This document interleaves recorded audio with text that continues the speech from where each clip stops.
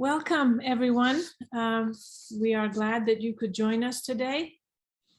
I am Hoda Mahmoudi, and I am the holder of the Baha'i Chair for World Peace at the University of Maryland in College Park.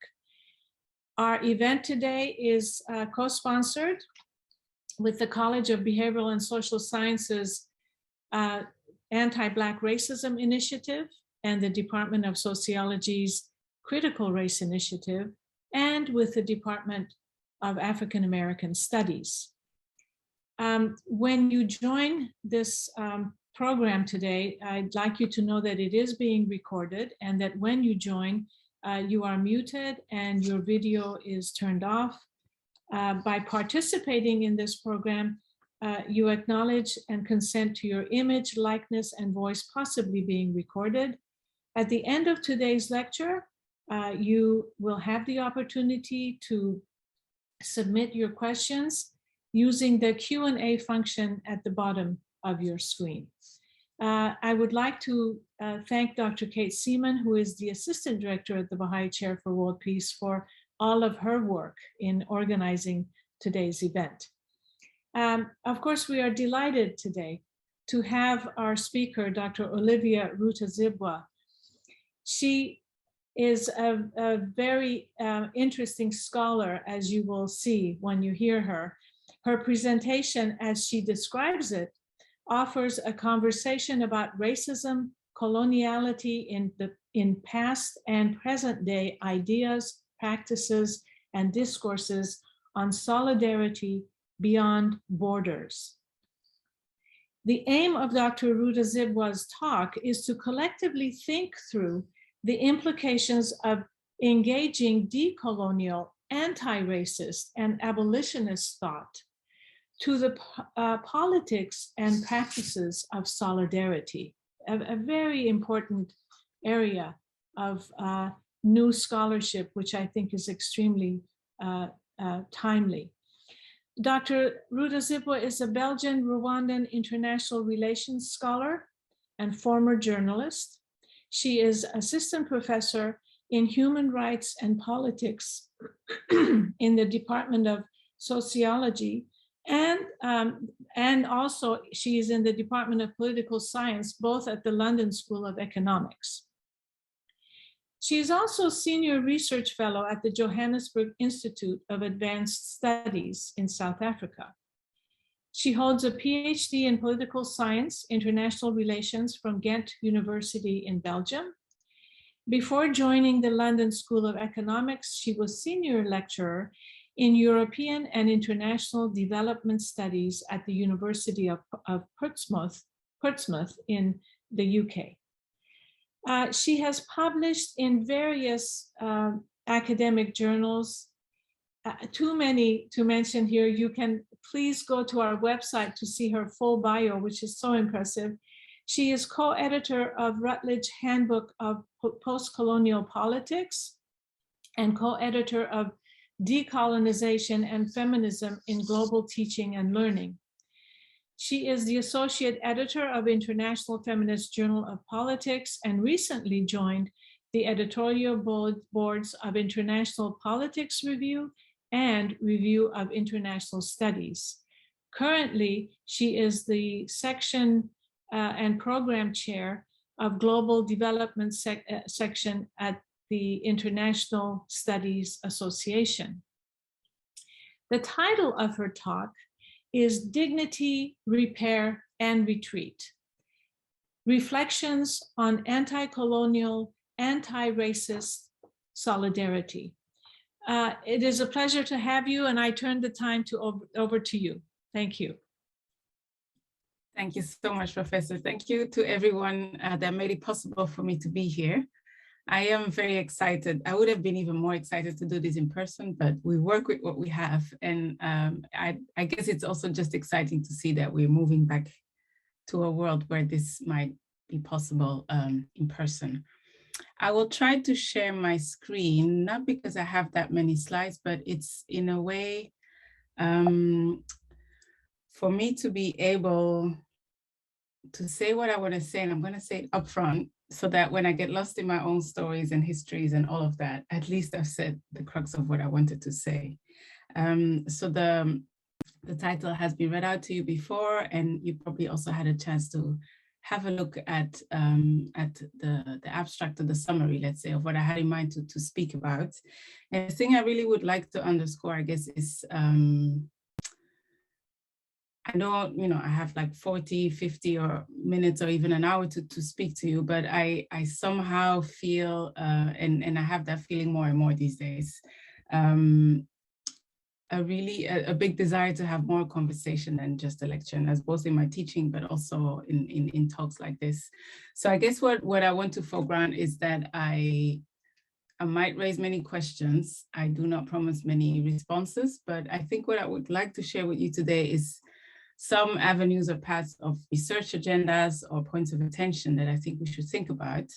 And then the conversation bit comes in where I would just love to hear your feedback or hear you think out loud with me. So I put my timer on 45 minutes, and I really hope to tell the stories that I have in there.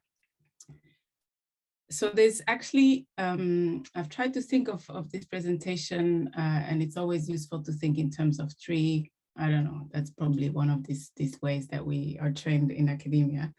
But three things I have in mind. On the one hand, it's the topic, which was already mentioned, which is somehow the challenge, I guess, to speak to solidarity or solidarities globally, beyond borders, however we want to call it, planetary. I guess there's many conversations we can have on how we can call it, right? But something to do with solidarities. And I guess my challenge, or what I want to offer today, I wanted to say tonight, for me it's tonight, but for many of you, it's not at all, so today, is somehow try to take up the challenge to rethink what solidarities could look like, without disavowing the fact that we are living in the post-colony, right? And so that's why I offered for us to think about solidarities anti-colonially and in terms of anti-racist, both ethos, but also, conceptualization and all of that. And to do that, I'll read out two quotes of Aimé Césaire that I think are useful for that. The second part or section, I think, of my reflections here today are something to do with what I would like to offer methodologically. And what I've been thinking about lately is something that I've labeled epistemic blackness, and we'll come back to it, what I might mean with it. And again, the conversation bit is where I invite you to think with me. But what I want to foreground again is very much this idea that, and I'll come back to it as well, a feeling of unease, I guess, with a lot of the registers that we have in academic scholarship. And not just there, but it's also inspired, I think, to a large extent, by what I see happening in the world around us. And I guess the best word to say it is that a really deep sense of impatience, or the feeling that we're wasting time. And it's not just a question of efficiency, but very much also a question of, while we are wasting time, some people are allowed to live and others not, or some are allowed to have a quality of life and others not, right? So it's somehow in that context that I want to engage both epistemology, but also very much methodology, or questions about methodology, not just as, whatever fanciful way of doing research in the next, whatever, 5 years, but to try and think what could be methodological choices that allow us to think about the stakes of what we try to engage in when we engage with a topic like anti-colonial or anti-racist solidarity. And so finally, I guess what I want to offer more by way of, I'll be honest, I think it's really, for me, it's research in progress, and that's why it's exciting to do talks like this, because I get to engage with all of you. But it's I guess by engaging both in the topic and the methodology that I just mentioned before, over the past maybe 6, 7, 8 years, there's been 3 concepts that keep on coming back to me, and I've decided to organize my research around this. And they're the ones, dignity, retreat, And I've come to understand how my understanding of retreat has a lot to do, or is very adjacent to abolitionist thought that we see coming more to the foreground today, and questions of repair as three concepts that might allow us to do that work of reflecting or rethinking solidarity anti-colonially and in an anti-racist way. So I've given you all the scoops of what I want to talk about. So at least even if I run out of time, you know more or less also what the questions are that you could ask. And so I think to start with what I feel is the challenge today, I want to start with Aimé Césaire, and you might have seen, I think the slides that I offer here, they also are dated, dated in the sense that I've added the date. And I think it is important for some of the things I want to say next, right? As Hoda mentioned, I have been teaching international development studies for the last 8 years in Portsmouth before I joined the LSE, where I focus on human rights and politics. But the ethos of both the students that are in the classroom, but I think also a lot of these fields of study is quite similar, right? Is to try and engage or enter the world with a desire to change it for the better. And I've come to see that more and more as problematic, not necessarily the ethos or the desires to have that position in the world, but very much the institutions, whether it's the aid industry, the cooperation industry, or whether it's the disciplinary fields that we have created around it, and how they are not capable, I guess, of moving beyond that what they were conceived for in colonial times. I'm making a lot of shortcuts here, and I think we can talk about it more at length in the Q&A. But what I have come to decide, I think also in my teaching, is to really early on offer a text like someone like Aimé Césaire, who was poet, essayist, political figure from Martinique at the time that colonization was still a thing. And in this case, I mean colonization as the formal imposition or the formal governance of one country over other people's territories, their everyday lives, and their country as well.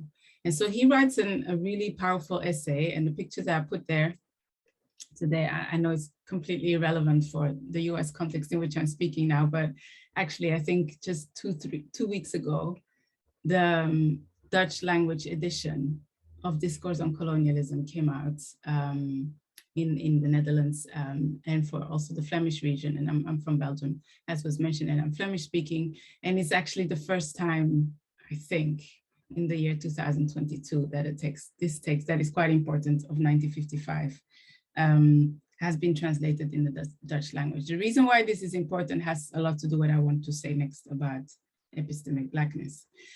So what Aimé Césaire offers is actually a long essay at the time that colonization was still ongoing, the formal colonization. And he actually engages with the idea that a lot of people are saying, oh, but colonization, it's also to bring civilization, and it's meeting of cultures and all of that.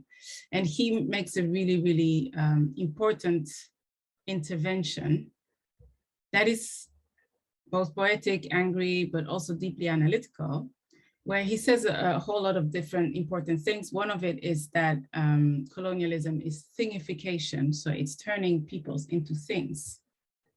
Doesn't require a lot of imagination to understand what that means. But at that time, imagine when somebody says that when colonialism is still ongoing. And the other also is that he is, it's 10 years, let's say, after the end of the Second World War. And what he does quite powerfully is actually to place the horrors of the Holocaust and Nazism in the larger context of European recent history at that time, in terms of atrocities that are not just committed by the Germans against the Jewish people and the other persecuted people during the Holocaust, but actually somehow placing it in a global context where similar forms of concentration camps, but also mass exterminations had been ongoing from the colonizers that, ended up being obviously the Allied forces, those that liberated all of us from Nazism in Europe, against the colonized peoples in the various places in the global South. So I think to kickstart any thought that we have about global relations that we might want to somehow frame or might infuse with an ethos of solidarity, really, I think, especially today, we cannot keep on ignoring that context, right? Because the colonial context was not just one of extreme brutality, destruction, and all of that. It went hand in hand with a whole lot of people going to the global South to bring civilization, help people, and all of that. And so he says this, and I think it's quite useful in terms of already just clearing some paths for us to understand what the stakes might be here. He says, and do not seek to know whether personally they have good or bad intentions. Whether personally, that is in the private conscience of Peter or Paul, they are or are not colonialists. Because the essential thing is that their highly problematic subjective good faith is entirely irrelevant to the objective social implications of the evil work they perform as watchdogs of colonialism. And I guess what I want to offer here is not necessarily copy-paste, everything is the same today, but it's more as an entry point of a conversation. To what extent are things similar, and to what extent have we managed to do things differently? And what would it look like if we actually committed to make sure we do not repeat it?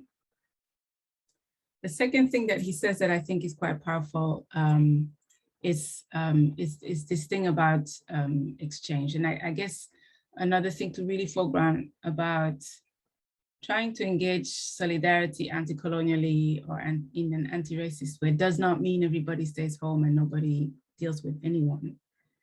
But that it's important to look at the terms in which peoples meet, whether it's peoples, countries, all of that. So he says, I admit that it is a good thing to place different civilizations in contact with each other, that it is an excellent thing to blend different worlds, that whatever its own particular genius may be, a civilization that withdraws into itself atrophies, that for civilizations, exchange is oxygen. And he continues, but then I ask the following question: has colonization really placed civilizations in contact? Or, if you prefer, of all the ways of establishing contact, was it the best? I answer no. So that, I think, is the first offering I have in terms of the topic today, where I think the challenge is very much that, also still in the present, is to not make the mistake of the bias of presentism when we try to engage with solidarity, where we can have somehow a celebration of, a scholar like Claudia Wecker has called it white innocence, but a celebration of an innocence in which we can enter the present as if it's our zero, and then just infuse whatever action or thought that we have with the best of intentions, and then everything will be fine. I'm simplifying, but I think you understand what I want to mean. So those are two things that I think is quite important for us to engage when we want to rethink what international solidarity might mean. And before moving on, I guess, to the methodology is what I wanted to, maybe even by way of introducing that part, is that if I think for myself how I got to this topic or this focus in my own research, it's very much autobiographical to some extent, but more in the sense of autobiographical example that allows me to think about the structures, right? So it's not about me or my person, but as a second generation Rwandan, interested in things that happen in the world, in news, in history, all of that. I remember choosing, in the end, international relations as a field of study because of the genocide in '94, and trying to make sense. Yeah, I mean, not even trying to make sense of the genocide, because I don't think that's necessarily possible, but trying to make sense, I guess, of the discrepancy between what I received in school, me growing up, being born and growing up in Belgium, about Belgium as part of Europe, about Europe and the West in general, and how they relate to human rights. They have, you would think that we single-handedly invented them on the one hand. And then the reality of the UN pulling out of Rwanda on the eve of the genocide because of the targeted killing of the blue helmets that were amongst others also Belgian. And then the stark reality that I experienced as being a member of the Rwandan community, of my family members and how they reacted to what was happening. So one part was quite clinical, completely erasure. Basically, the information I got both in the news and in school was more like we don't need details even, but some people in Africa are killing each other. It became quite slightly more detailed because there were some Belgian soldiers involved, but not necessarily enough to the extent that all people would understand the importance of the stakes. And I can say this even with a degree of certainty, because up until the present, when people engage me with my Rwandanness, there is a lot in the general public, many people that would not know the details of what necessarily happened, right? I don't think I'm making a claim about, or an intellectualist claim where everybody needs to know everything, but there are tragedies in this world that are worth remembering in detail, rightfully so. First, Second World War in Europe, we have commemorations constantly throughout the year, wherever we live. And we've exported that type of commemoration also in the rest of the world. And I'm not against that, but it is in stark contrast with what we deem rememberable or remember worthy. That's not a word, but when it comes to other tragedies in terms of the details, right? So I guess I was fascinated by that. I can tell you a long story, how long it took me to finish a PhD, try to make sense of that, looking at the European Union and its foreign policies towards African countries, just trying to make sense of of the mythology, I guess, but I didn't even have the words to name it that, but to try and understand this discrepancy, this inconsistency, the hypocrisy, all of it, everybody can see it. And how come it does not really tarnish the image of the West as the pinnacle of moral authority in this world? Like nothing in history of the last 400 years actually in any way would support this, right? So, and I think that continues to fascinate me. How do we negotiate individual good intentions of people like my students, people working in NGO work and all of that, the realities of the actual enactments of difference between values of life in everyday life, in all the structures that we have, that we live, that we swear allegiance to, any of these things. And then the continuous knowledge production that goes hand in hand with that, which makes the hypocrisy often invisible. And even if it's visible, we forget it again, or it's not impactful enough for us to want to change it. And then it also reproduces it in a way because it sanctions it as well, right? And so that's, I think, the thing that has gotten me to think about not just, how can we tackle this in terms of content, or what type of research topics should we look at, but there is something fundamental about epistemology, I think, that also needs to be tackled, right? And a lot of the thinking around decolonization helps us in that regard, that it's not just about kicking out the colonized and taking back your own country, but it's very much also about trying to evacuate the spaces that have been imposed upon in terms of thinking, imagination, and all of that. And the third one, obviously, is also try to evacuate the imposition of the complete destruction of live environments.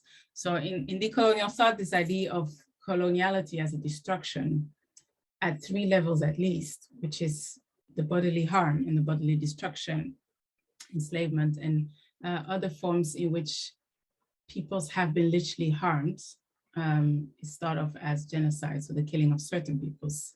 I'm not referring to the legal definition here.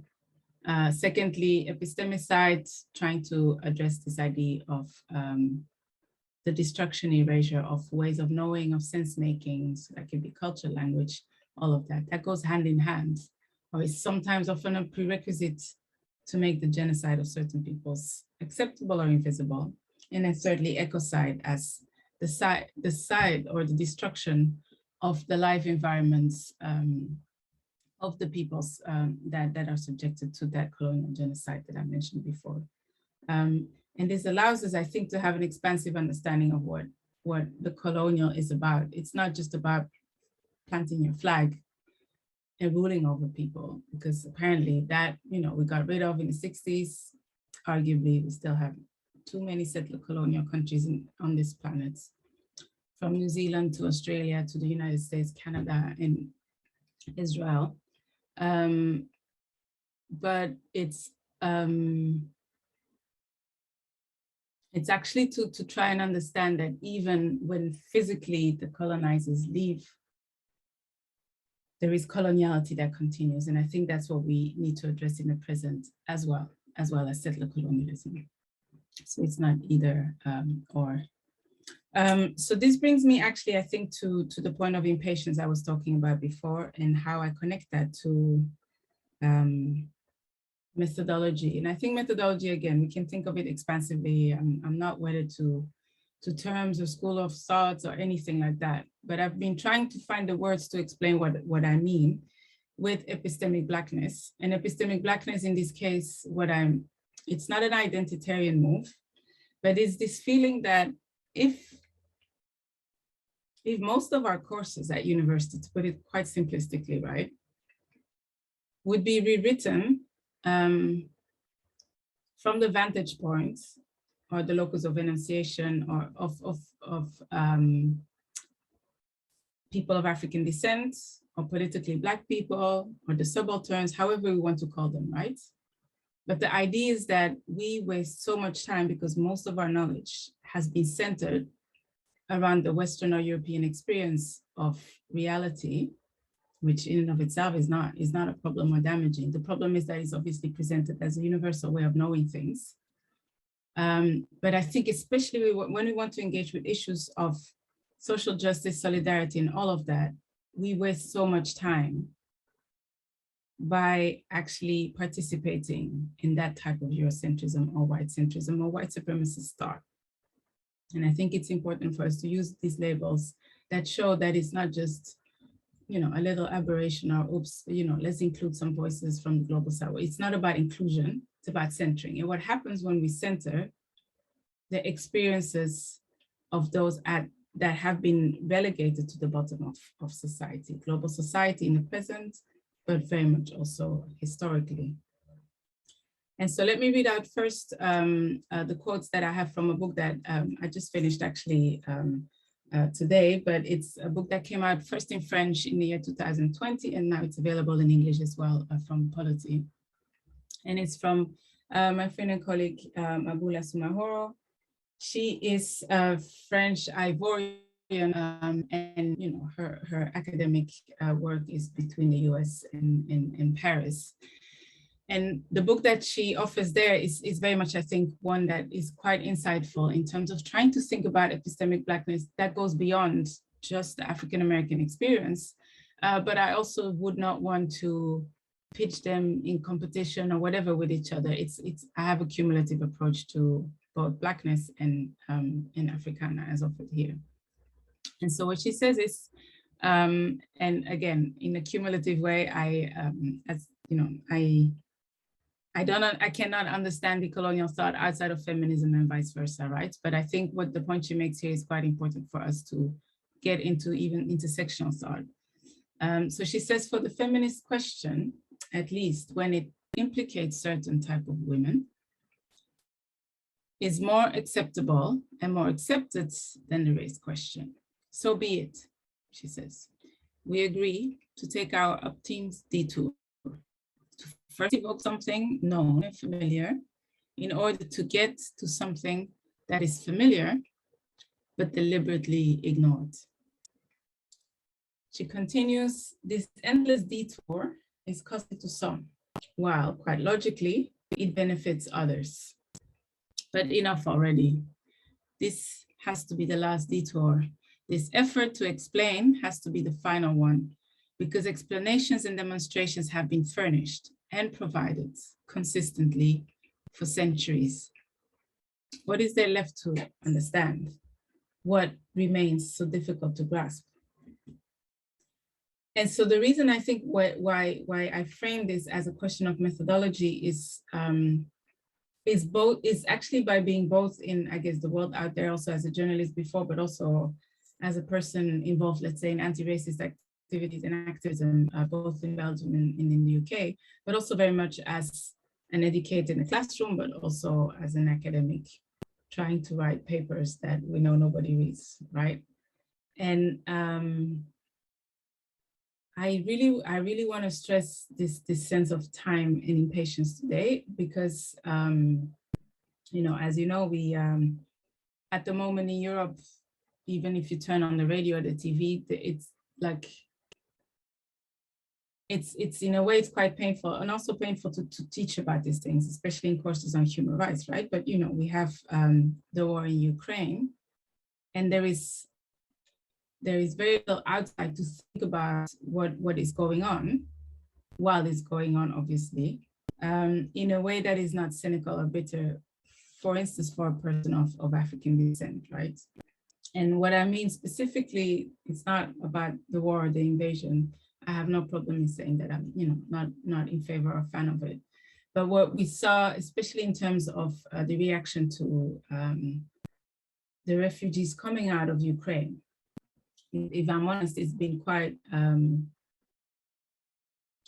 I forced myself to be both positive and also embrace, you know, the potential bitterness I might feel, but the way in which Europe seems to be able to embrace people on the run for their life, which I think is a good thing, and I will always celebrate that, even to the extent that the European Commission is able to whip up laws that they did not even use, or that the last used after the Second World War, to allow people to come into our different countries, fend for themselves by allowing them to work, and give them access to social security and healthcare. And how that is in stark contrast, not just with the racialized people that were at the same borders fleeing for the same horrors, but also in contrast with what has been termed the European refugee crisis for the last decade, let's say, or even before that, right? And so I think for me, what I really try to discipline myself in is not just to say, listen, we were right, look, you know, racism is real, we know this. There is no glee, there's no happiness even in any of that. So I force myself and even my students to say, like, okay, let's study what Europe seemingly is able to do. How can we, you know, can we know enough details so that we can actually advocate for it in a non-racist way, so that it actually extends to others as well.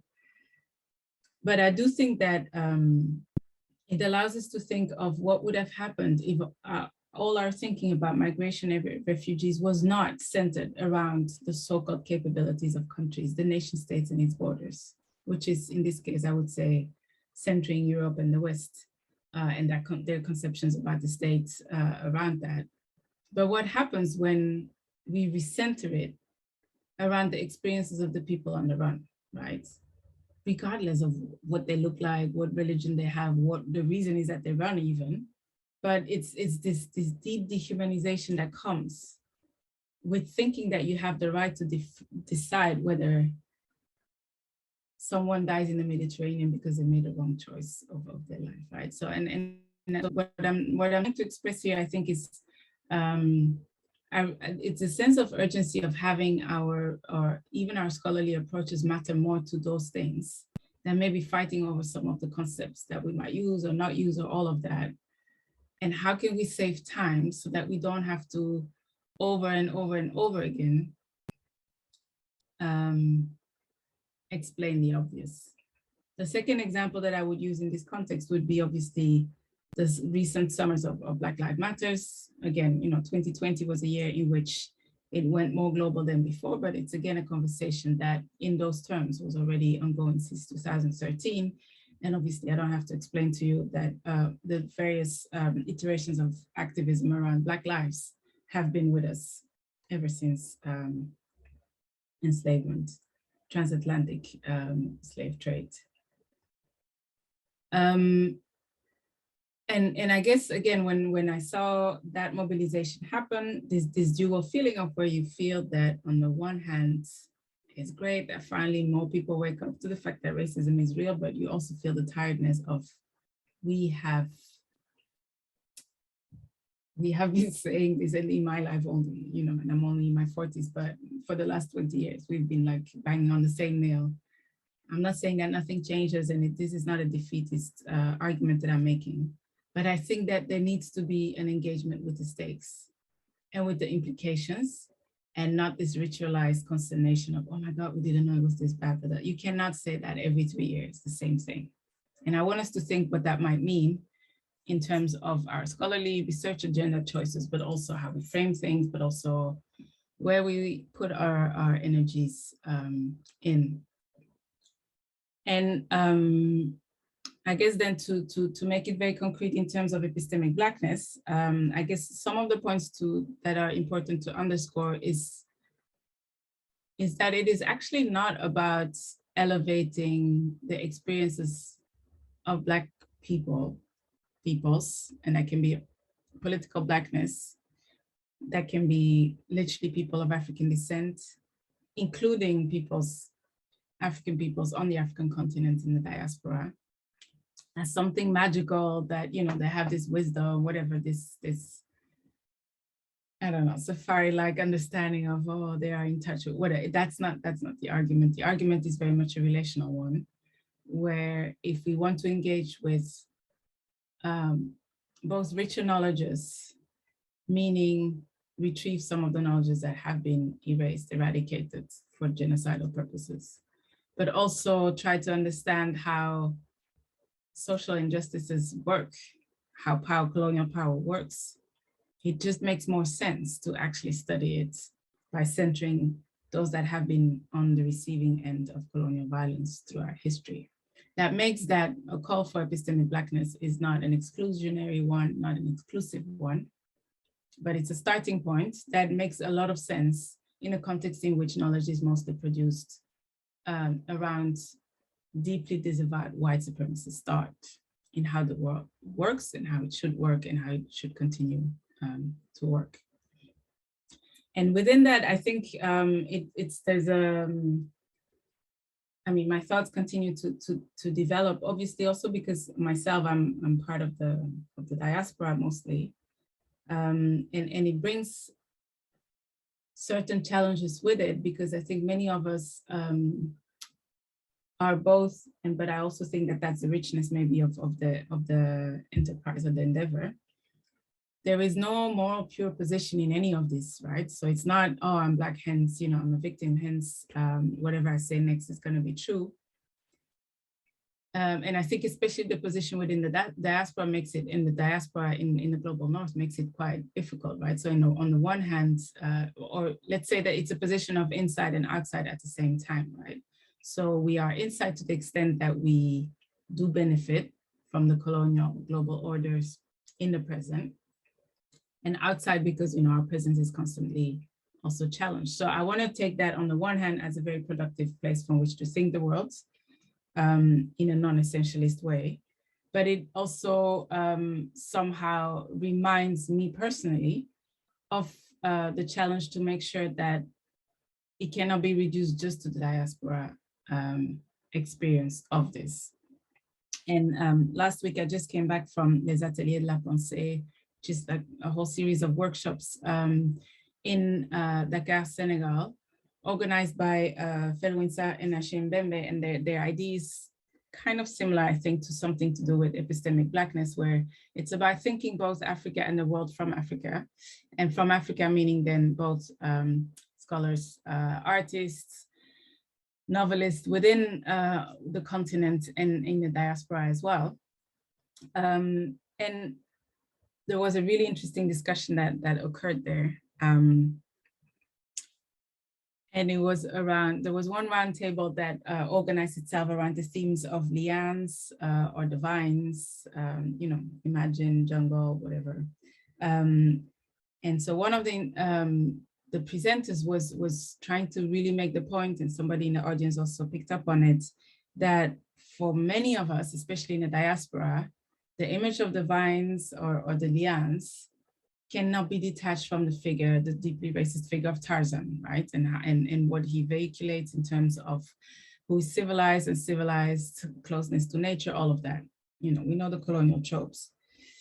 Another presenter who was a colleague from the continent, she said, I'm not sure you can reduce lianes or the connections that we can think about these things or the vines through the figure of Tarzan, because, for instance, my mother, she said, you know, she lives here and not in an urban context necessarily, and she knows lianes or vines, but that has nothing to do with Tarzan. She doesn't know Tarzan, right? So we need to think of what needs to be retrieved here. And in her opinion, there was nothing to be retrieved because these connections exist outside of the colonial trope.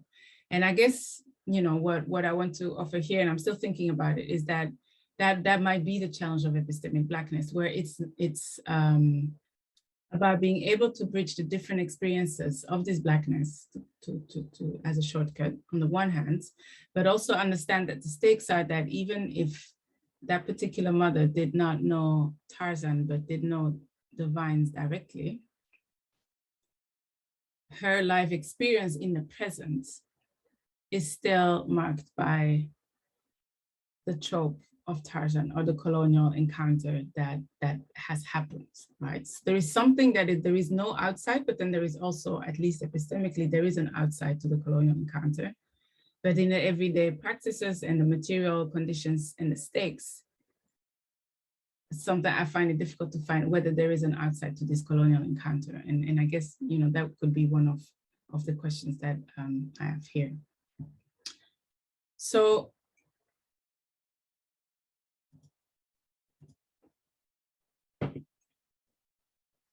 maybe before I turn to the last one, very briefly, this is a text that has been quite insightful for me recently as well, in terms of thinking through this idea of urgency. And I connect it to epistemic Blackness. And the reason why I put it here also is that, I guess, to show that it's not essentialist or phenotypical argument that I'm trying to make here. So Sven Lindqvist is a Swedish writer who passed away not that long ago.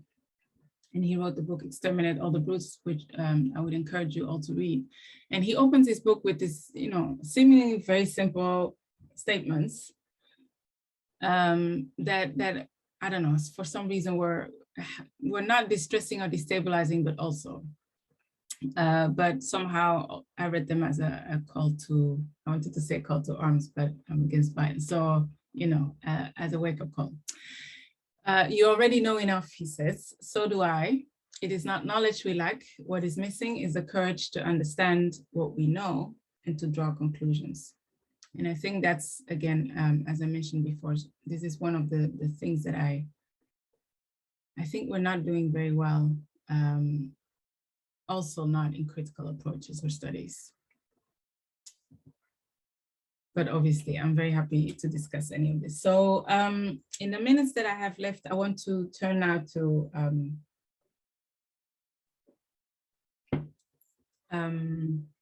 the three concepts that have come to the fore. And if I had to say whether this was a systematic research approach, whatever that I've had, I would be lying.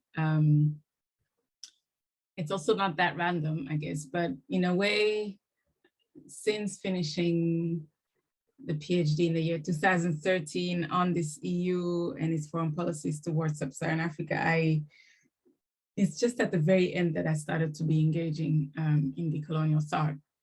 And I thought, and I was really wondering, like, why did it take so long? My whole trajectory would have been so much more interesting and exciting if I had encountered those lines of thoughts much earlier, but that's not what happened, right? But towards the end of it, so my first initial question had been, you know, how does the European Union deploy human rights in its foreign policies? And, you know, the underlying question or assumption was obviously, how can we make it more consistent and more beneficial to the countries on the receiving end? After an engagement with decolonial thought, I think I ended up realizing that my question was wrong. Which is always a bit distressing when you're finishing a PhD. But And so rather than thinking or trying to understand or map, what did the EU do in these 47 countries, or when did they do sanctions, or so I was mapping out everything. I started thinking that maybe an initial question I needed to ask is, should they be there in the first place? Because the assumption that Western presence, whether it's military, money, and other types of support, sanctions, all of that, carrots and sticks, is a good thing, and that we just need to try and make them engage with it in a more consistent way and a fair way, and that was, again, historically speaking, not a premise that is very, very tenable. So I ended up doing research both in Somaliland, in the US and in Rwanda, to get a sense of what could be, if I were to focus on the Black experience in those three places that seemingly have nothing to do with each other, what is it that I can understand about solidarity that might be different, right? So in Somaliland, I just asked them, meaning political elites, NGO elites, and colleagues in the region, how have you experienced, or how do you analyze international presence, especially in the context of peace and state building? And the reason why I chose Somaliland is that they had a very brief moment in which the international community was not there. So I thought it was important to study international absence. When I say international, it's mostly Western-led. In Rwanda, I guess I was struck by this idea about reconstruction after the genocide.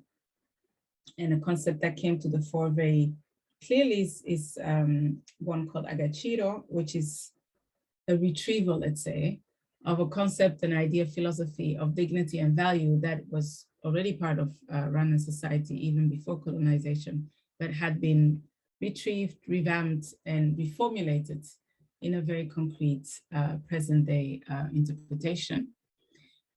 And then I was interested in the US in the Black experience in the context of Black power and what that means in the present next to what we know of it in the past. And so I guess three things that keep on returning for me, and again, I'm not wedded to words, I'm not wedded to them being the only ones, but I think they're a triptych that allows us to breathe some anti-racist and decolonial air into our questions about solidarity. Is the one about dignity, and I know that there is a recent edited volume also that came out, edited by Professor Mahmoudi.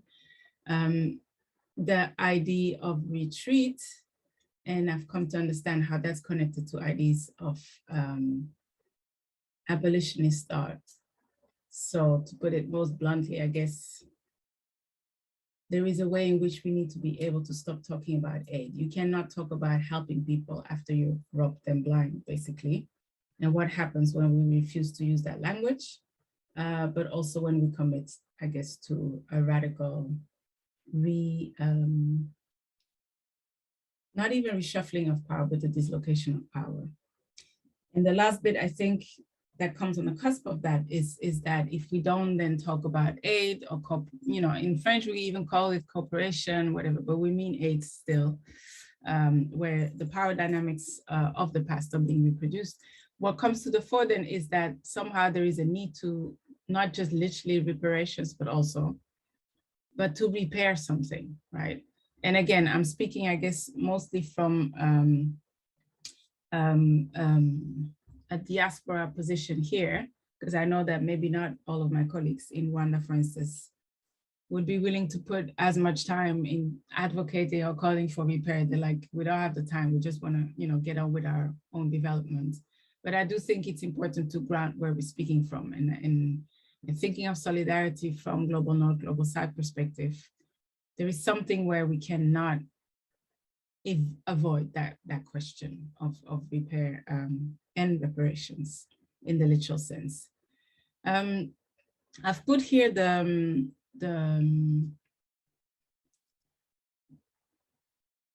a quote by, oops, let me go back.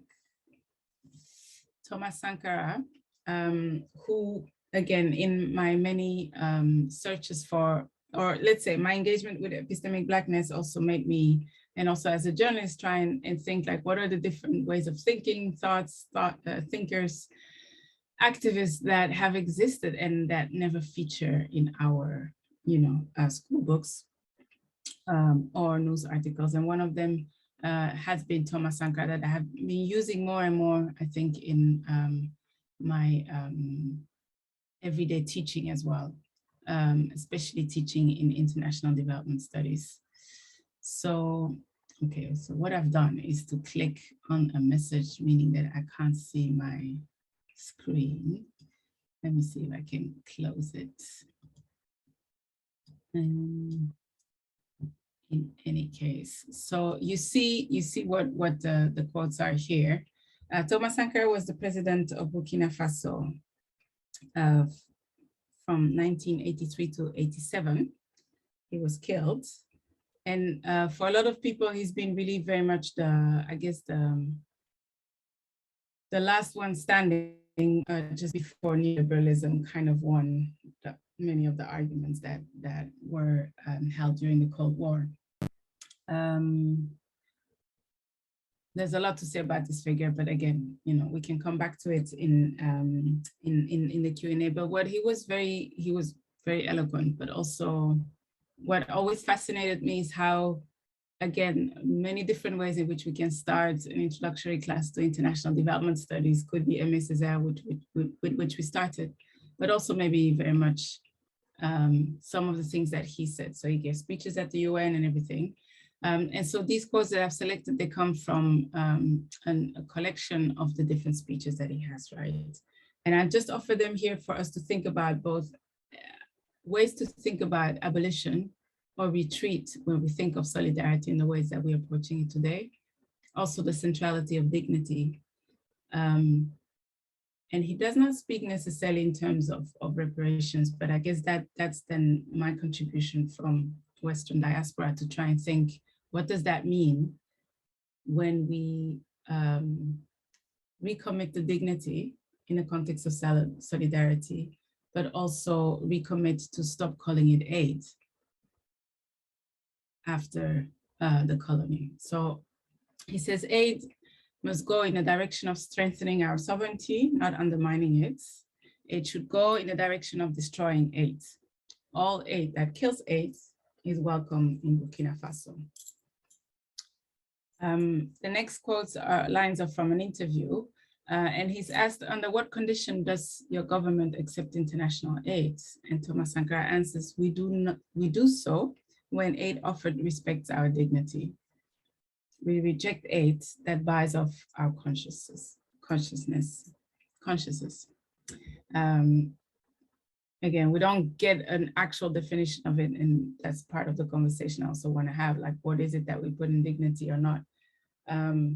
But somehow this idea of thingification I mentioned before by Aimé Césaire, but the demeaning of peoples through aids, or the reentrenchment of extreme power inequalities through aids, is something that is detached from individual good and bad intentions, but it is something that is reproduced in the whole infrastructure of the aid industrial complex that we have today. And then finally, he says, aid, no, cooperation, yes. But like I said, in French, cooperation is used as just another word for the same. So it's not just about the words, right? We need the cooperation of all peoples of the entire world, but we really do not want aid that creates a welfare mentality in us.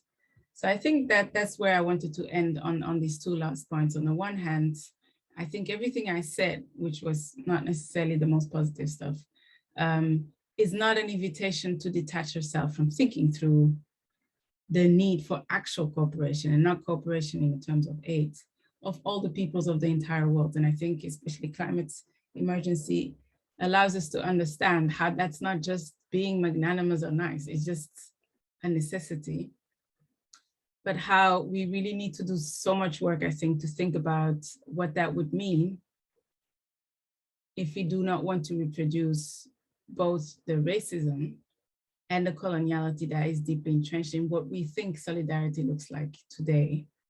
And I guess what I read from engaging with thinkers, scholars, activists in the global side is how that then translates also in not just asking for aberrations or demanding it, which I think is a given anyway, but also very much the fight against dependency and what is called here the welfare mentality, right? But I also have to say it's something I think that depending on where we are, it's a thing we have to concern ourselves more or less with. So I guess that's maybe some of the things I want to end up. When we think of dignity, when we think of retreat or abolition, or when we think of repair, what does it mean? And can we be explicit about both the time in which we engage these questions? It's not hour zero, but also the positionality from which we engage them, from which we engage with these questions. And I think these are some of the avenues I've been trying to work through in the last couple of years. So I very much look forward to any comments you might have. I'll stop sharing the screen. Not that I can see many more of you, but at least I'll be able to read some of the questions, but I also know that Kate will be helping me with that. Thank you very much. Thank you so much, Dr. Rutazibwa. That was a very helpful presentation, and you've raised a lot of issues, and I'm sure there are many questions. I see that there are already 3 questions asked, and I will turn the question and answer period to Dr. Kate Seaman. She will moderate. Thank you, Hoda. So the first question comes from Chukwudi Ununu. As a Nigerian American, I very much appreciate your lecture today. Although there was a predominant African and European focus on the topics of anti-racism and anti-colonialism in your lecture, what are some opportunities where the latter topics can be used in discourse with people from other continents and nations that historically have experience of European colonialism, i.e. North and Central America, the Caribbean, that are similarly impacted centuries later, especially in how underrepresented communities lack equitable opportunities for prosperity and experiences of undisrupted community-based joy? That's a beautiful question. Thank you so much. So I think the ways I've tried to make sense of what I think racism is about, and it's not me, it's obviously building on scholarship of many people, but what I retain from it is very much something related to life and death, right? And not just life and death in general, but also the fact that it's unequally distributed, who gets to live and who gets to die. So that it goes way beyond being nice, political correct, and all of that. So I think the first thing to flag up is indeed, I think a lot of these conversations within the global North have been reduced to, I wanted to say wokeness, but let's not do that because wokeness is being attacked from a wrong angle as well. So but how it's reduced to individual acts of consciousness or being aware or being nice or not. So the reason why I think that the idea of racism travels is that it allows us to think on the distribution of both life and death and wealth, and how political economy, but also knowledge systems pre-designed for us who we deem valuable to survive or not. And so that I think makes it that I do understand, for instance, when I am in Rwanda, where trying to speak about Blackness, blah, blah, it makes less sense directly in terms of if everybody around you is Black, then Blackness is not the lens through which you want to address this. But when it is about a question of who gets to live, who gets to die, that's something that travels in every society, right? And so I guess that, for instance, the idea of political Blackness has been, practiced in the UK especially, has been useful in that to think that every society has their political Black people. Again, empirically, it's not to reduce everything to the same. But and so in that respect, I would say that's the most generic in which these ideas about racism and anti-racism can travel through time, but also geographically. But I think also more specifically, any of the regions that were mentioned, and I think the example I gave about Tarzan, and even if one does not know Tarzan, one's life has been affected by this ridiculous figure. I guess the same goes for the Caribbean and whatever. Like anytime I'm in any of these spaces, it's not to reduce everything to just European colonialism, but just in the last 400 years, there's very few places on planet Earth where that does not still have an impact, right? So I think we can do both by centering the actual things that happened, and that centers, unfortunately, European actions, but then also understand that the violences that we decry in racism or coloniality are those that can be reproduced in the absence of white bodies or the white colonizers. And that brings us both to gender issues and all the other issues as well. So that would be my answer to the question. Thank you. So the next question comes from Malik Wilson. How do we critique expressions of coloniality without casting the West or white people as a kind of grand cartoonish Marvel-like Thanos villain? That is to say, I like that imagery. That is to say, if we believe in the hermeneutic beauty of Black lives pre, in process, and post-encounter, do we unnecessarily form a faux dialectic that privileges the very world we critique and indexes our moral, ethical, and spiritual narratives to other tribes? Put simply, if Black lives matter, shouldn't they matter as indivisible ontologies, one within their own moral cosmologies as a Black person? So as a Black person, why must these narratives be my predicate or shape the foundational present authorship of my life and of my future? Oh, these questions are great. I'm a big Marvel fan for really wrong reasons, but I do appreciate the imagery. I appreciate the question because it's generally something I've struggled with as well, and I continue to struggle with. I call it as the challenge of going beyond just talking back to whiteness, talking back to the actual the West colonial encounter and all of it. I guess what I've come to think of is that it's not an either or zero-sum game, and that we are condemned, but we are also invited to do both, right? And so for me, epistemic blackness, and the reason why I speak of epistemic blackness, and I call it like the experiences and knowledge, sense makings of people of African descent, is that it's not just reducible to them only being subjected to the colonial violences, but also how they've resisted them, but also how they exist outside of them, right? And I think methodologically, and also from my own positionality, it's not bad to acknowledge that if I had to think of this endeavor as an individual trying to make way, whatever, in the academic world or otherwise, that's something that would be impossible for me to access even. And that's part of, the diaspora experience, but the beauty, I think, for me of epistemic blackness is just this acceptance that the majority of things that can be known is not, like, we have not even come close to it. So I see it as a collective, lifelong, whatever thing that forces me to constantly do many things at the same time. And one is not to just talk back. One of the ways in which I do that concretely is to refuse to give any talks that argue that racism exists. It just is, and we don't spend time on that anymore. But the other is also to actively think, what are the different knowledges, cosmologies I don't have access to because I don't speak the language, and what does that implicate then in the way that I would engage whatever topic I address. But it's also the thing that makes that individual research is not a thing, like it does not make sense anymore, right?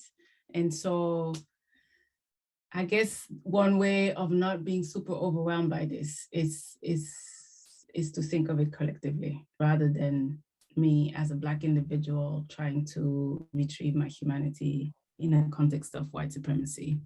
But it's also part of that. So I think I'm trying to find language to do both. It's not even both, to do all of it, but also acknowledging the limits that we have, because for myself, there is very little outside of that colonial experience in the past and also in the present. It's not a really good answer, but I appreciate the Marvel, to Marvel reference. Thank you. So I'm going to pitch in with a question, if that's okay, while we give time for others to put in the Q&A box. So one of the things I was thinking about when you were speaking is this idea of positionality, and how quite often, and I'm thinking about within academia in particular, people don't necessarily think about their own positionality in relation to the research they're conducting. Kind of students are taught to research questions, but not necessarily to think about what the questions they're asking in the first place, as you've highlighted. So what are some of the ways that students in particular can think about their positionality within relation to research questions, and then also think about what the kind of ramifications are of that in terms of some of the issues that you've been talking about? Apologies if that didn't make much sense. That was kind of stream of consciousness. It really, really does. I think my very first answer to your question would be it's mostly, first of all, faculty that needs to license students to do that.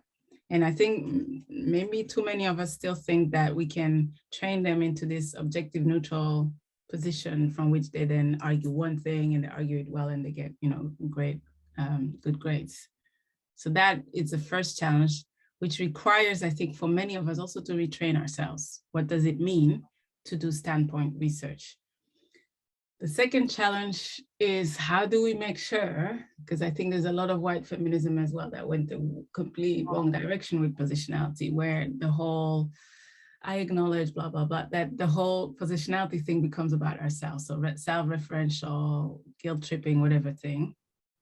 So a thing I tell students as well, because I think a lot of this information, when it then comes to them, it's a bit distressing, is to do both positionality as a relational thing, not as a, do I have the right to say, speak or not speak or any of these things, but as a responsibility. So for me, positionality is the relationality that you make explicit. And from that, certain responsibilities and ethics follow, right? And that's different, I think, than the self-referential, I feel so guilty, I'm white kind of thing, because it takes up so much space. So a very crude thing I say sometimes to students is that it will help your research if you understand that this is not about you, but you have an opportunity to engage in something that's important, which is very different, right? So kind of, again, de-individualizing it to some extent. And then I think, thirdly, both as a researcher, but maybe also as an educator, and how you would advise students in what they can or cannot research. And whatever I'm going to say next is not censorship, right? But it's somehow to reintroduce like buckets of humility in the way that we approach research, and especially when it's international research, right? Like the way in which we have whole disciplines, and I'm just thinking of African studies, for instance, if that's even a thing or that could exist. So many people that can research parts of the world without even speaking the actual languages of people beyond the colonial languages is insane if you think of it, right? So I often give also the example to students. Imagine that you would have researchers from North and South Korea that do not speak English, and that they come inner city London, whatever, do research, I don't know about what, and they're 18 years old, whatever. And from there they build their careers, and they are the ones that actually advise a whole country on how to run their business. A lot of our research is about that. So I'm quite adamant, I think, about the fact that that's not censorship, or self-censorship. It's actually cutting down on some of the hubris that has seeped into the way we do research. And for me personally, for instance, like I said, I did research in Somaliland and in Rwanda, but at no point in my life would I ever call myself an expert on either of these countries. And the interviews I did were not about the country. I interviewed people to whom I had language access. So I know I did elite interviews in Somaliland, I did elite interviews in Rwanda, in English and in French and in English. I don't have access to Kinyarwanda or Somali language, which means that it's not to say that you can't do that research. It's just that I had to limit myself to have a research question to whom I had access to get a response. That's why if I'm interested in the role of the international community, there is no reason why I couldn't go to Somaliland to actually ask people. But I cannot then make the claim that I went to Somaliland and this is what Somalilanders think of the international community. The only thing you can say is that I engaged the people that were most closely related to this international presence and what they make of it, right?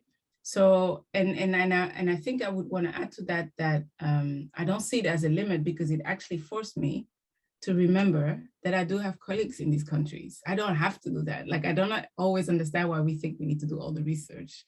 We have colleagues in those countries that know the country so much better. And again, where is the hubris for us not to center their research first and then engage with whatever we want to find out?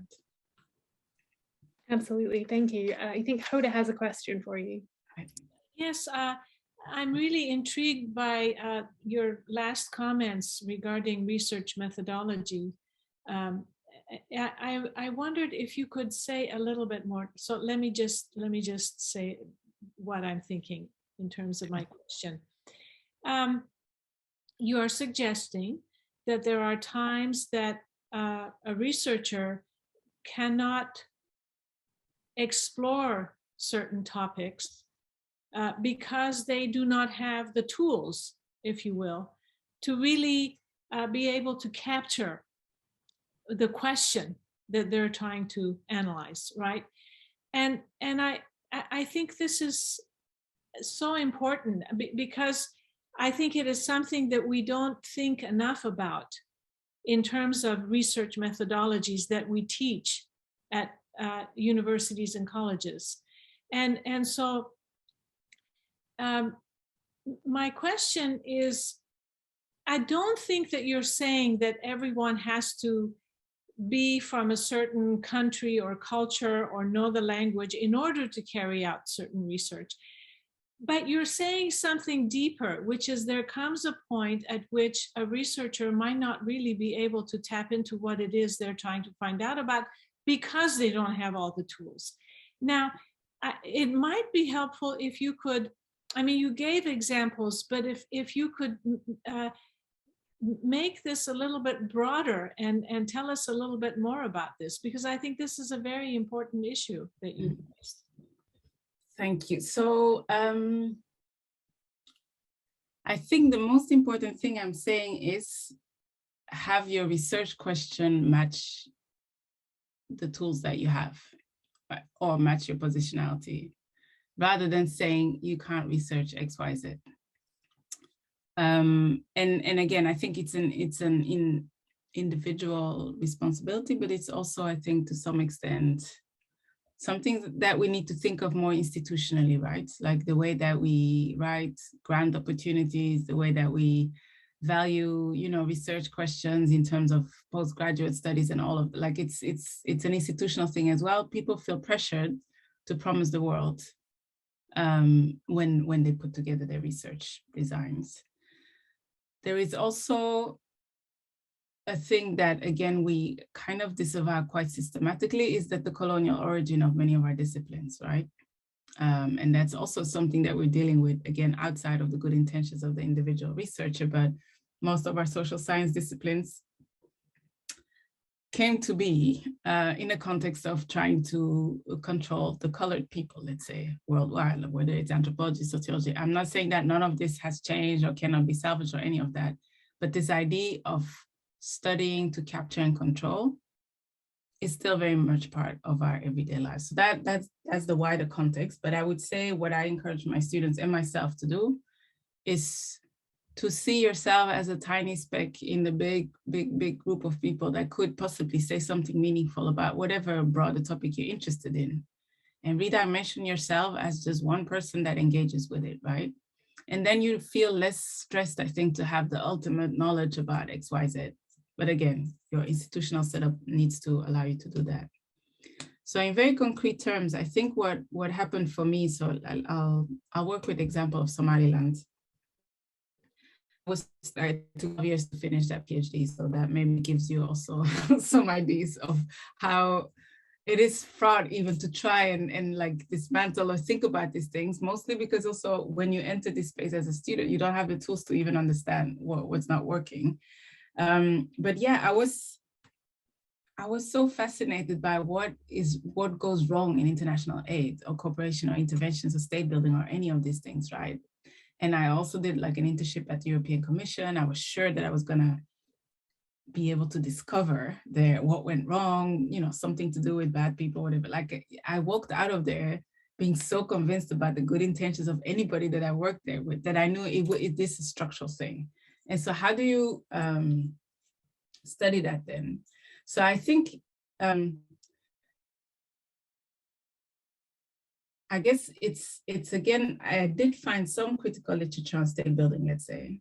And in the context of Somaliland, you know, they had the same civil war as the rest of Somalia, you know, depending on how old you are, but think of the movie Bahá'í, whatever, American UN intervention, all of that in the south central part of the country. But the northern part just said, no, we'd rather not have, we don't need intervention. The only thing you can help us with is demining, for instance. So if you can come and clean up the mines, then we will take care of our own peace building process.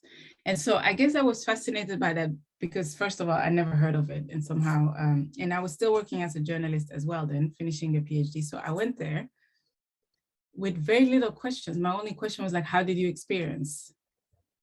Or how do you understand your own, you know, homegrown solutions in terms of peace building? But then in the present day, it was 2011, every square meter of Hargeisa, the capital, has international actors there, right? So it's not that there is an actual physical absence, but the terms of the relationships are different because the actual peace building came in the brief period that there was an absence, right? So they went back to more traditional and other ways of negotiating peace without the international community sanctioning who is supposed to be around the peace table, without financing it. So it was mostly the diaspora and the population itself that financed it. And also those rounds of peace talks took months and months and months, right? So it's a completely different setup. And I guess what,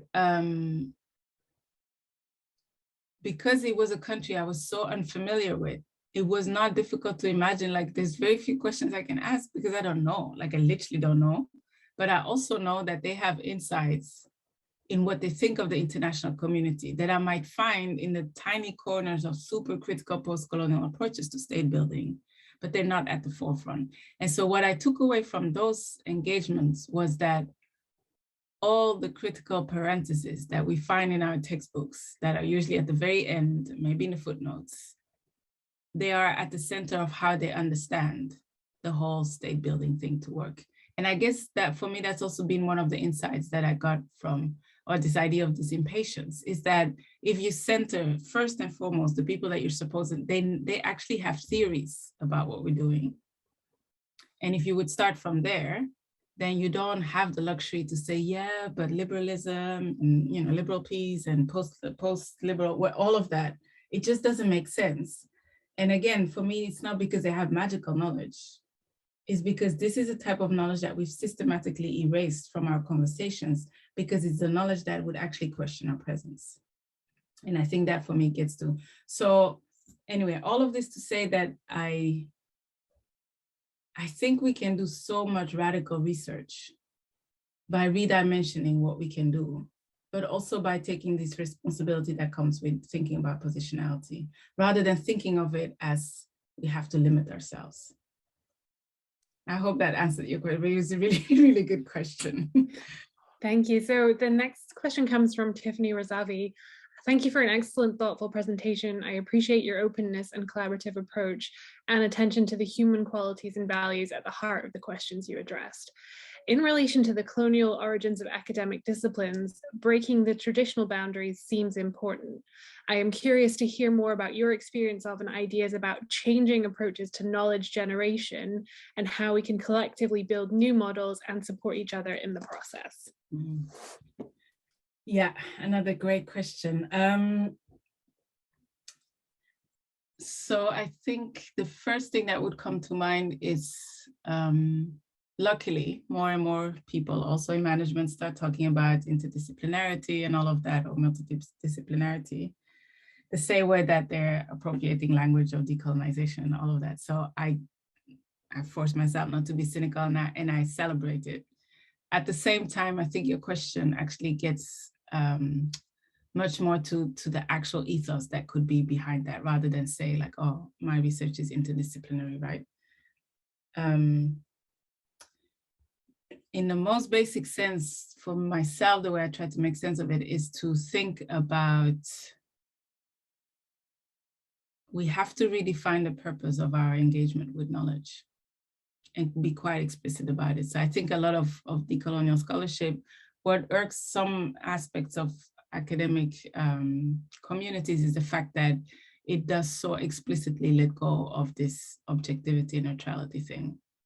And it's quite explicit about, we do research against the status quo, right? So it sounds immediately quite political or ideological. Again, I think that that's all of it can be debated, but most importantly, I think that the veil of innocence behind, I just do research because it's interesting. That is the first thing that needs tackling. I think that does not mean that everything needs to be applicable immediately, whatever. Like you can do research that is as obscure as it, but you need to have thought for yourself. What does or can it contribute to? And how does it relate to life and death? And I know it sounds quite dramatic, but I think most of our research can actually be related to that to some extent, even if it's super indirectly. So that for me would be the first thing. We fight the colonial origins of our discipline by redefining the purpose of our desires to know something. And again, our institutional setups, I don't want to be dreamy about this, but they can like really limit us in that endeavor. Yeah, in a less prosaic way, for me, the reason or the way I survive in academia, I think is because I know that I could and I would be willing to walk out of it any moment that I don't want to be in it anymore. And again, institutions make that, it's very difficult for many of us to imagine our whole identity and being outside of the academy, right? So this idea of trying to think of yourself as maybe in the academy, but not of the academy is really important in that sense as well, because everything that is built around us is to make us not think about these things. And then in terms of much, maybe more macro practices around that is also to, so part of redefining the purpose might be also to try and detach, I think, a desire to know from a desire of mastery and control, right?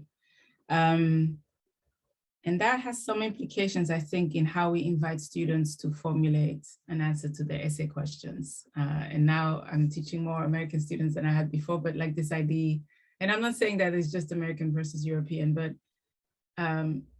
the way we can train them to put on paper absolute truths and super well, I think that's part of the desires of mastery that we can,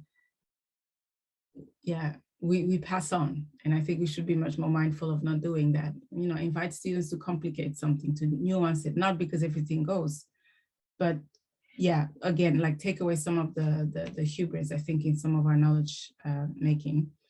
And then in terms of maybe teaching, also another thing that for me has, what it has meant is a radical different way of teaching. I don't lecture that much anymore, even, like a talk of 50 minutes. I usually don't do it, in a sense that I'm trying to be intentional about where expertise might be located in a classroom.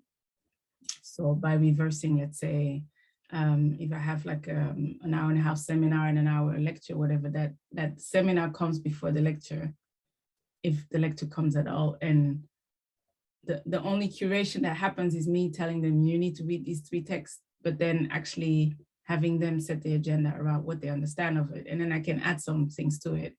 But it's a way in which, even as an educator, you let go of this idea of the expertise is located where I am. And then I'll just, tell them what to think about this. Makes teaching also so much more fun, because you never know what's going to happen, but you also have to stay super way. But maybe the last thing I want to say about this is something I got from a book by Robbie Shillian, The Black Pacific, where he makes a distinction building on insight from his engagement with Maori people, the distinction between knowledge production and knowledge cultivation. And the production is everything we just said, it's like, I'm paraphrasing, but it's about quantity, producing first, more and more, it's lengthening, but it's also being able to, proclaim that you're the first one, you're gonna find a hole in the literature, whatever. Again, how often do we train students to do that? Whereas knowledge cultivation starts from the idea that there is no new knowledge to be discovered. All knowledge is already there. But knowledge cultivation is something that can be compared to tilling the land, where you oxygenate, depending on what the purpose is of your engagement, things that are already there and already known, right? And that, for me, has really helped to really suck out the whole competitive nature of this knowledge cultivation or this knowledge enterprise. And so, yeah, I guess my long answer is to say, like, we can think of it as individual researchers agreeing that we're never individuals, but also as educators, but also very much how do we train students to engage with what they want to know. But in general, why do we want to know? And if it's for control and mastery, I think that really needs to be addressed. Thank you so much. I think we are out of time for questions, so I'm going to pass back over to Hoda to wrap us up. Thank you.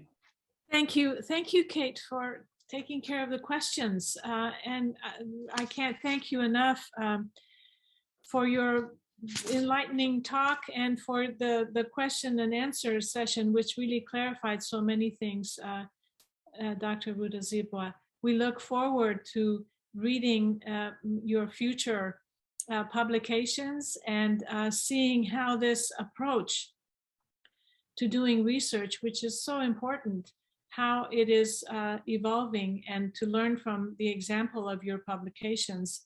I think you're asking us to really think far more from a far more complex lens in relation to what kind of research we engage in, and the purpose, the why behind why we do the research that we do.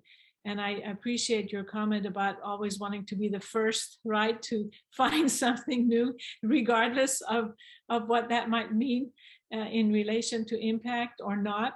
So you've really opened up a very important area of further discussion. And I hope that the Baha'i Chair will continue to explore this topic further, because, as I said, you've opened up a very important area for all of us. Thank you so much for your time, for being with us today, and we wish you all the best. Thank you so much for having me, and thanks for all the great questions as well. It was really a pleasure. Thank you so much. So to our viewers, I just want to tell you that we do have an event coming up in, I believe it's on April 27th. It's a conversation with a scholar and an author by the name of Professor June Manning Thomas, who is at the University of Michigan. She is she's at her field is not what this book that she's written is about, but the book that she has written, which I think all of you will find very interesting, is entitled Struggling to Learn: An Intimate History of School Desegregation in South Carolina. I have Johannesburg in my mind. Anyway, in South Carolina, Dr. Thomas in this book revisits her life growing up in the midst of civil rights movement before, during, and after desegregation. Her book really provides an intimate look at what she herself and others, other members of her community, endured as they worked to achieve equality for Black students in K-12 schools and higher education. And I must say, I've read the book, and it is a wonderful, wonderful, important analysis of not only her own personal experience, but like I said, the experience of the African American community that she was, of course, a member of in South Carolina. So that event is on April 27th, and we will post the details on our website because we are in the process of finalizing everything for that. So in a few more weeks, please make sure that you join us for this very important conversation with Dr. Thomas. Thank you so much for joining us today, and we look forward to seeing you at our next event. Goodbye.